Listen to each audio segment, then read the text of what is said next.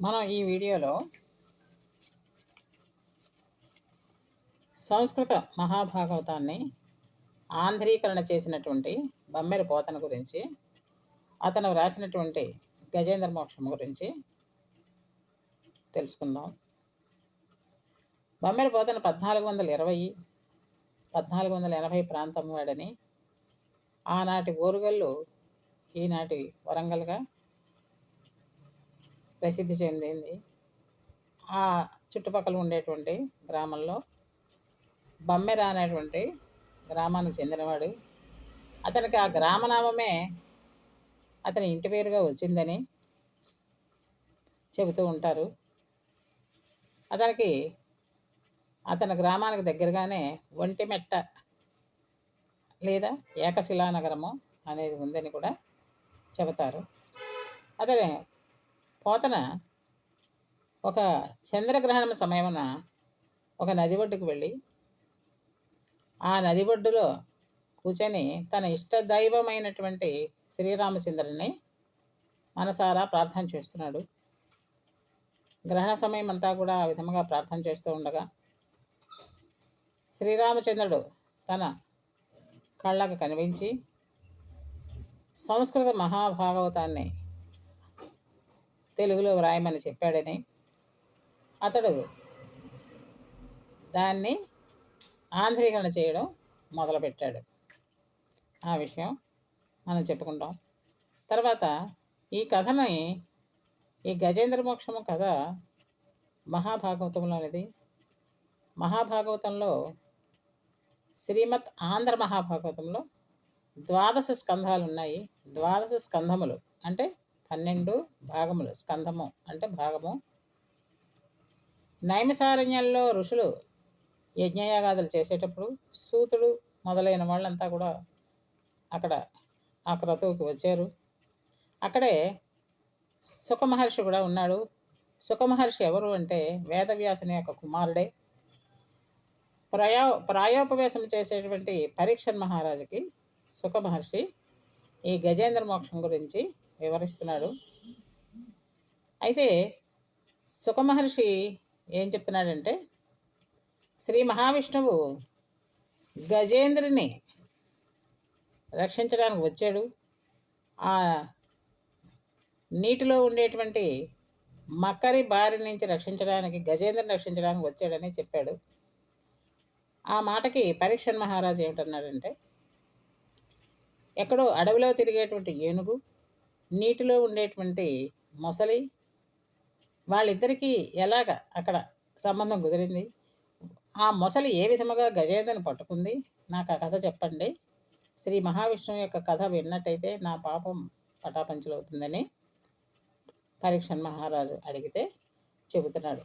ఇక్కడ అడవి వర్ణన చాలా చక్కగా చేశాడు. ఎవరు? బమ్మెర పోతన. అది త్రికూట పర్వతము. ఆ త్రికూట పర్వతం ఎలా ఉంది అంటే చెబుతున్నాడు. అది కొద్దిగా దీంట్లో గద్యంలో చెప్తాను మీకు. మాతులుంగ లవంగ లుంగ చూత కేతకి భల్లాత కామ్రాతక సరళ పనస బదరీ వకుళ వంజుల వట కుటజ కుంద కురవక కురంటక కోవిదార ఖర్జూర నారికేళ సింధువార చందన పిచుమంద మందారు జంబూ జంబీర మాధవి మధుక తాళ తక్కోల తమాల హింతాల రసాల సాల ప్రియాళు బిల్వామలక క్రముక కదంబ కరవీర కదళీక పిత్త కాంచన కందరాళ శిరీష శింసుప అశోక పలాస నాగ పున్నాగ చెంపక శతపత్ర మరువక మల్లికామ తల్లిక ప్రముఖ నిరంతర వసంత సమయ సౌభాగ్య సంపద అకుంఠిత పల్లవిత కోరకిత కుసుమిత ఫలిత లలిత విటపి వీరుణ్యవహ అలంకృతంబును అని ఈ విధముగా అక్కడ ఆ త్రికూట పర్వత వర్ణనాన్ని చెప్తున్నాడు. అంటే ఆ పర్వతము మాది ఫల లవంగ చెట్లతోనూ, మామిడి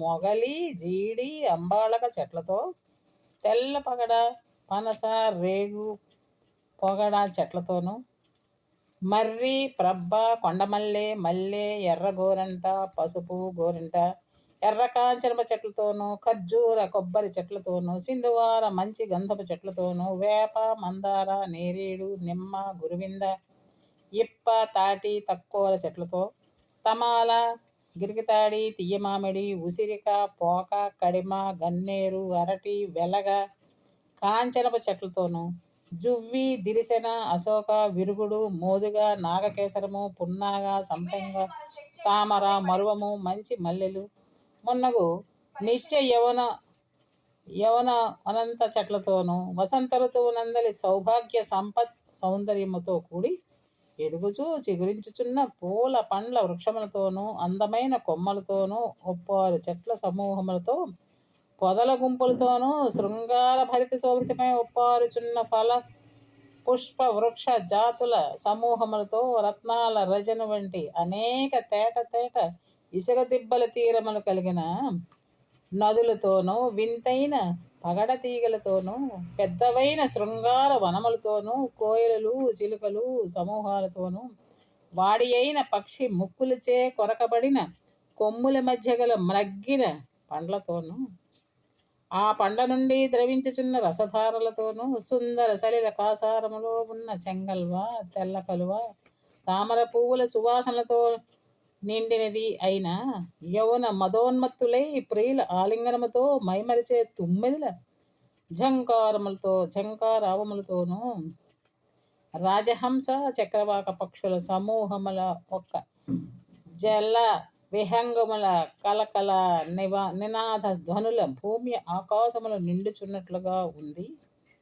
చంద్రకాంతలు కలిగేటువంటి నవరత్న మణిమయ భరిత సౌభాగ్య సుందర పర్వత శృంగముల సంచారము చేయి విద్యాధర దేవత సిద్ధ చారుణులు, గరుడులు, గంధర్వ, కిన్నెర, కింపురుషాది దేవతా దంపతులు సమూహము వాళ్ళంతా కూడా ఆడుకొని సరస శృంగార సంభాషణాదులు గాన మాధుర్యములచే శుభములు వసంగే మత్తేభములతోనూ, నల్లని ఎనుబోతులు, గండభేరుండ ఖగములు, సింహములు, మేగండ్ల మృగములు, పులులు, సవరపు మృగములు, ముండ్ల పందులైన ఎలుగుబంట్లు, ఏదు పందులు, జింకలు, తోడేళ్ళు, లేళ్ళు, అడవి పందులు, అడవి దున్నలు, కోతులు, కొండ చిలువలు, గండుబిల్లి మున్నగు సమస్త మృగములతో కూడియుండి యుద్ధాడంబరములతో మిగుల భయపడిన వారలై శరణజొచ్చిన యమకింకరులతో కూడి ప్రకాశించుచున్న ఆ పర్వతము దగ్గరికి అని ఎంత చక్కగా రాసాడండి.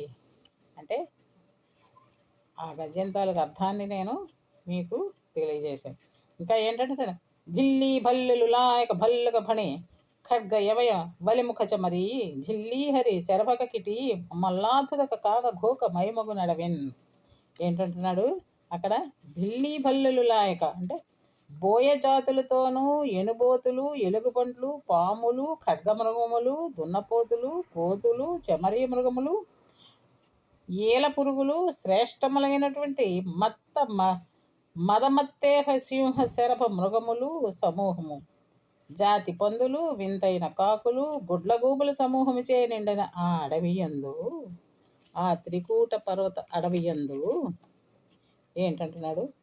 అన్యాలోకన భీకరంబులు జితాసానేక పానీకములు వన్యేభంబులు కొన్ని మత్తత్తనులే ప్రజ్ఞా విహారాగతో ధన్యత్వంబున భూరి భూదర దరీద్వారంబులందుండి సౌజన్య క్రీడలు నీరు గాలిబడి కాసారావగాహార్థమై. అంటే ఏనుగులు దిగ్గజముల వలె, దిక్కు గజములు 4 దిక్కులా కూడా ఉంటాయని దిగ్గజములు. గజం అంటే ఏనుగు. ఆ ఏనుగులు చూచుటకు ఎలా ఉన్నాయట?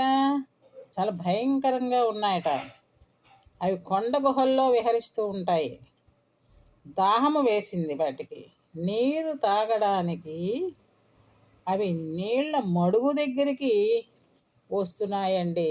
దిగ్గజములు, గజేంద్రుడు అంటే ఏనుగులన్నీ కూడా అక్కడికి నీళ్లు తాగడానికి ఆ నీళ్ల మడుగు దగ్గరికి వస్తున్నాయి. ఆ వస్తూ ఉంటే ఎలా ఉందట?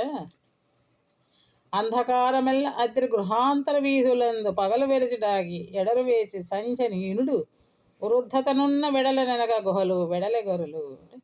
పగలకు భయపడి చీకటి ఇంకా పొగలకి భయపడిపోయి చీకటి ఏం చేసిందంటే పర్వత గుహల్లో దాక్కున్నదిటండి.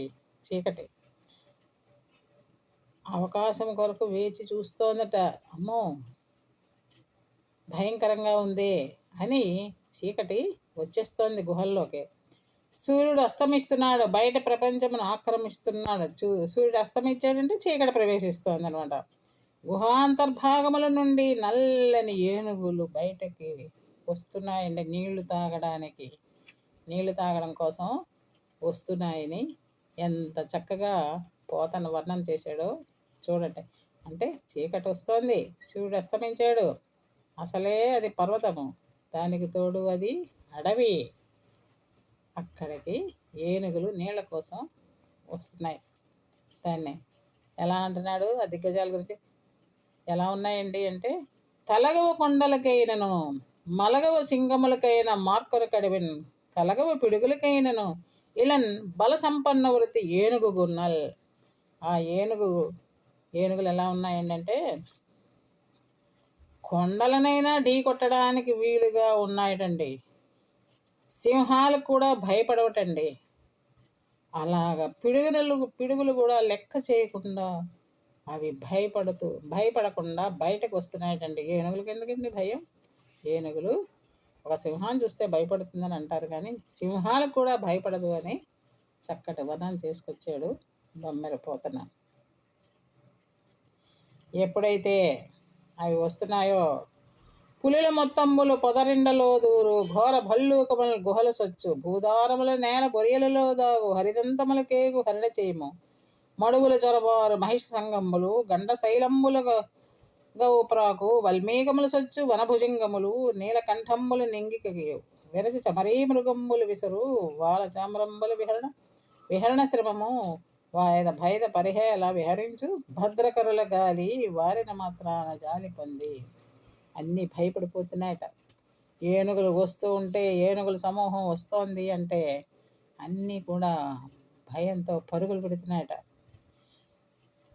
పలు జంతువులను భయపెట్టేటువంటి ఆ మత్తేభములు ఉన్నాయే, మత్తేభము అనగా ఏభము అంటే ఏనుగు, మత్తేభము అనగా మదించినటువంటి ఏనుగులు విలాసంగా ఆటలతో విహరిస్తూ వస్తున్నాయండి.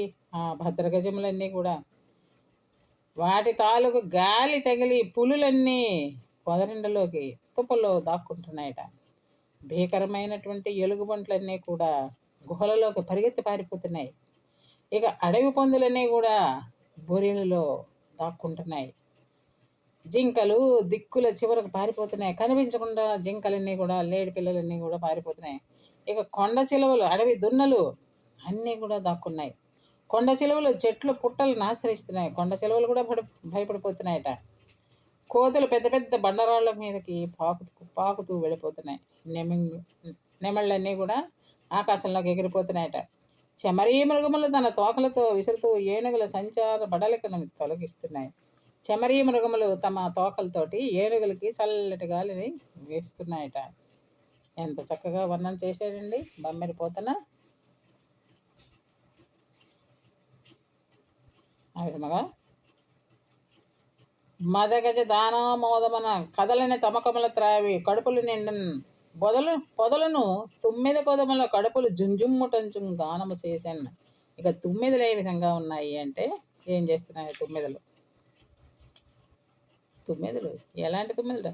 పడుచు తుమ్మెదలు, ముసలి తుమ్మెదలు కాదు, పడుచు తుమ్మెదలు ఏనుగుల మద జలధారలను కమ్మగా నిండుగా కడుపు నిండా తాగి సంతోషంతో మత్తగజము అంటే మదించినటువంటి ఏనుగులకి అది కారుతుంది. మదజలగంధము అని అది కారుతుంటుందట. మదజలగంధము దౌడల నుంచి కారుతుంది.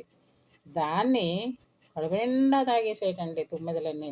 తాగేసి ఝంకారనాదము చేస్తున్నాయటండి. తుమ్మెదలన్నీ కూడా ఝంకారనాదము చేస్తున్నాయి.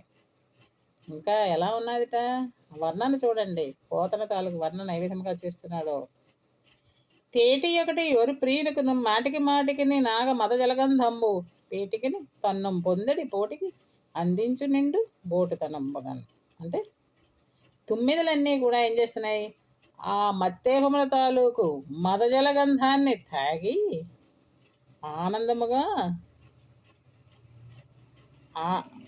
ఆనందిస్తూ ఒక ఆడుతుమ్మిద ఆ మదజలాన్ని ఆఘ్రాణించుటను ఒక మగ తుమ్మిద చూచి ఓర్వలేక తన ప్రియకాంతలకు ఎందుకో ఈ మదజల గంధంబు అని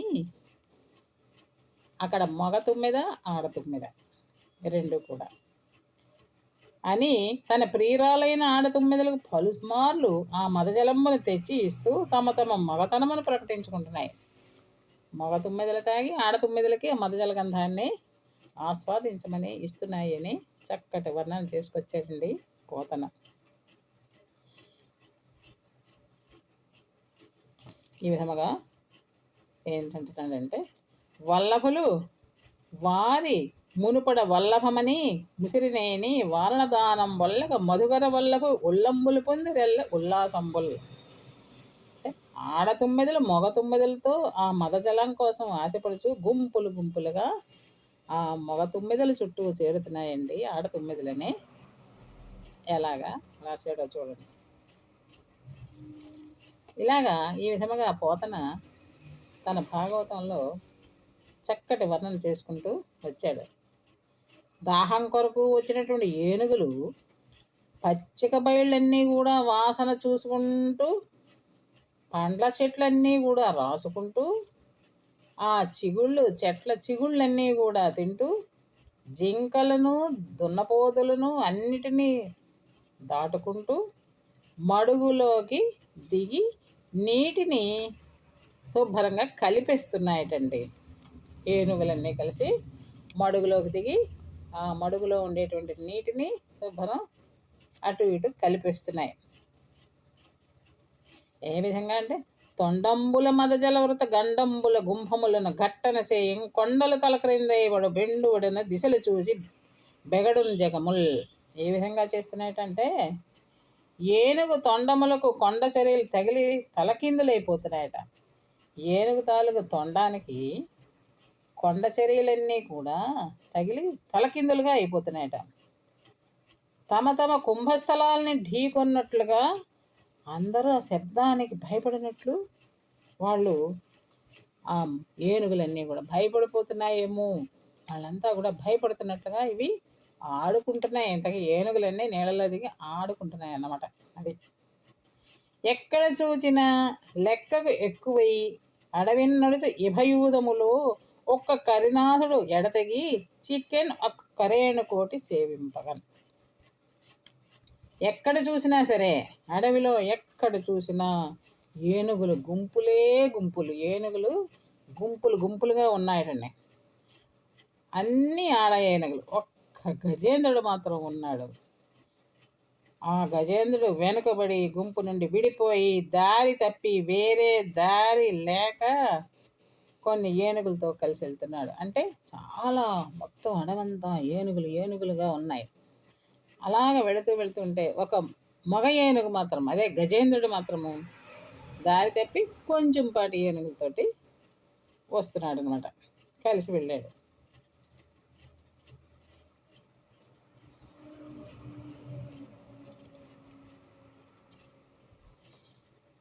గజరాజు దేవుని దయవల్ల తెలివి అంతా కోల్పోయి తనకు అన్ని వైపులా దప్పికతో అలసి నడుస్తున్న ఏనుగుల గుంపు నుంచి విడిపోయి దారి తప్పిపోయాడు. వేరే దారి గుండా వెళ్ళిపోయాడు గజేంద్రుడు. చాలా ఏనుగులు ఉన్నాయి గుంపులు గుంపులుగా. అందులో కొద్దిపాటి ఏనుగులతోటి తను వెళ్ళాడు గజేంద్రుడు. ఆ మదించినటువంటి ఏనుగుందే లేలేత పచ్చికను తెచ్చి ఇచ్చి తన ఆడ ఏనుగులను సంతృప్తులను గావిస్తోందండి.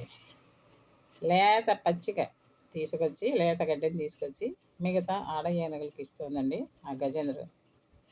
తను తింటోంది. తన ప్రియురాళ్ళు అంటే ఆడ ఏనుగుల శరీరం మీద పుట్టినటువంటి చెమటను తన విసనకర్రల వంటి చెవులతోటి ఆడ ఏనుగులకి చెమట పట్టకుండా విసురుతోంది అని ఎలాంటి వర్ణనండి. అంటే ఏనుగులు కూడా అక్కడ ఆడ ఏనుగులు, మగ ఏనుగులు.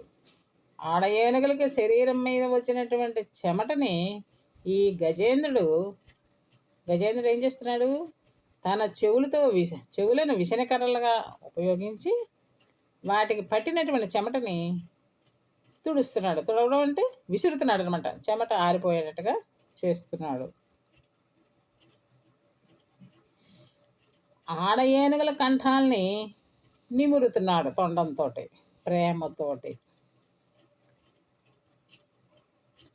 ఈ విధముగా ఆటలాడుకుంటూ చక్క వనవిహారాన్ని చేస్తున్నాడు గజేంద్రుడు కొద్దిపాటి ఏనుగులతోటి. చాలా ఏనుగులన్నీ వేరే చోటకి వెళ్ళిపోయి కొద్దిపాటి ఆడ ఏనుగులతోటి ఇతను ఈ గజేంద్రుడు సరస్సు దగ్గరికి వెళ్తున్నాడు.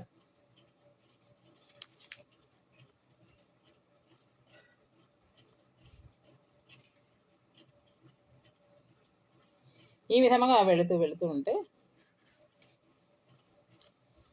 గజరాజు ఒక చోట మడుగు చూశాడండి. ఆ మడుగు నిండా కూడా కమలములు ఉన్నాయి.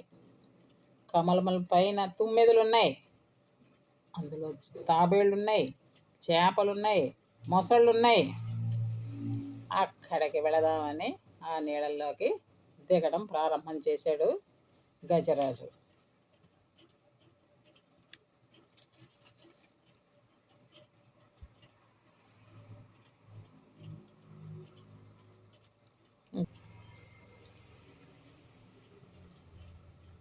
ఆ చెరువులోకి దిగుతున్నాడండి. అక్కడ తామర పువ్వుల సువాసనతో కూడా చల్లని పిల్లగాలులు వేస్తున్నాయట. ఆ ఏనుగుల తాలూకు శరీరాలన్నీ కూడా పులకరిస్తున్నాయట చల్లగాలికి. తామర తూడులన్నీ తినేటువంటి ఆరగించేటువంటి కలహంస ధ్వనులు చెవులను ఉర్రూతులూగిస్తున్నాయట.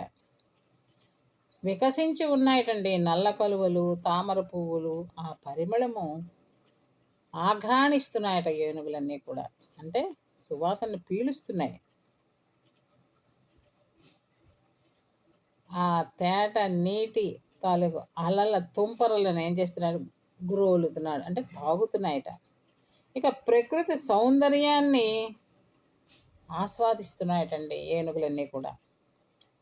సలిల కొలనును తనివి తీరా కాంచుచు, సలిలము అంటే నీరు, ఆ నీటితో నిండినటువంటి ఆ కొలను తనివి తీరా చూసుకుంటూ హాయిగా అవి ఇంకనూ తనివి తీరగా మత్త గజేంద్రులకు ఇంపైన పంచేంద్రియ గుణముల ఆ కొలన ఎందే ఉండటం వలన ఆ కొలని విడిచిపోలేక ఆ నీళ్ళల్లోకి దిగి జలక్రీడలు ఆడుతున్నాయటండి ఏనుగులన్నీ కూడా. ఎలాగా అంటే తొండంబుల పూరించు గండంబుల చల్లుకొనచు గళగళ రవములు మెండుకొన ఒలదన్ కడుపుల నిండవ వేదండ కోటి నీటింత్ర వెన్. ఏం చేస్తున్నాయటండి ఏనుగులన్నీ కూడాను, తొండముతో నీళ్లను వెదజల్లుకుంటున్నాయట. అంటే తొండాల నిండా నీళ్ళు తీసుకొని అవి నీటిలో ధ్వనులు బుడుబుడు బుడుబుడు అని శబ్దం వస్తుంటే తొండ నిండా నీటిని తీసుకొని కడుపు నిండా తాగుతున్నాయట. కడుపు నిండా నీటిని త్రాగుతున్నాయి. ఇంకా ఏం చెప్తున్నాడు, ఇహలోకేంద్రుడు హస్తరంధ్రముల నీరెక్కించి పూరించి చండవ మార్గంబనకెత్తి నిక్కిబడి ఉద్భాడించి పింజింప ఆ నారభటుల్ నేరములోన పెళ్ళగసే నక్కరగ్రాహ పాఠీనముల్ నభమందాడ మేన కర్కటములను పట్టెన్ సురల్ మాన్పడెన్. అంటే ఇహలోకేంద్రుడు, ఇహము అనగా ఏనుగు, లోకేంద్రుడు అంటే అది దిగ్గజము, మత్తగజము. హస్తరంధ్రముల నీరెక్కించి అంటే గజేంద్రుడు ఆ నీళ్ళల్లో ఆడుకుంటూ క్రీడిస్తూ తొండము నిండా నీటిని పీల్చేశాడు. సంతోషము పట్టలేక పైకెత్తి నీటిని పైకి ఎగజిమ్ముతున్నాడు. తొండల్లో నీటిని చల్లుతున్నాడు అన్నమాట. ఆ వేగానికి తొండము నుంచి నీటి నుండి ఏమిటొస్తున్నాయి, చేపలు వస్తున్నాయి, ఎండ్రకాయలు వస్తున్నాయి, చిన్న చిన్న మొసలి పిల్లలు వస్తున్నాయి. నీళ్ళల్లో ఉండేటువంటి జంతువులన్నీ కూడా భయపడి పారిపోతున్నాయి. ఎక్కడ పారిపోతాయి, తొండల్లోకి వచ్చేసాయి అవన్నీ కూడా. భయపడి తమ నాయకులను ఆశ్రయించినట్లుగా ఆకాశమున సంచరించి గ్రహరాశుల మార్గమునందుండ మీన కర్కటక రాశులైన దేవతలందరూ ఆశ్చర్యపడినట్లు చేరుకున్న. అంటే ఏనుగు నీటిని పీల్చేసి ఆ నీటిని ఏం చేస్తుంది, పైకి చిమ్ముతోందనమాట. తొండంతో పైకి చిమ్ముతోంది. చిమ్ముతూ ఉంటే ఆ తొండంలోకి ప్రవేశించిన చిన్న చిన్న చేపలు, చిన్న చిన్న మొసళ్ళు, ఇక అన్ని తాబేళ్ళు, అన్ని రకాలు కూడా తొండంలోకి వెళ్ళినవి బయటకి విరజిమ్ముతున్నాయి. ఆ విధముగా ఎలాంటి వర్ణన చేశాడో బొమ్మెరిపోతన ఆ పద్యాలు చదువుతుంటే తెలుస్తోంది. ఈ విధంగా గజరాజు ఏమాత్రము అడ్డు అదుపు లేకుండా ఆ నీళ్ళల్లో విహరిస్తున్నాడు తమ ఆడ ఏనుగులతోటి.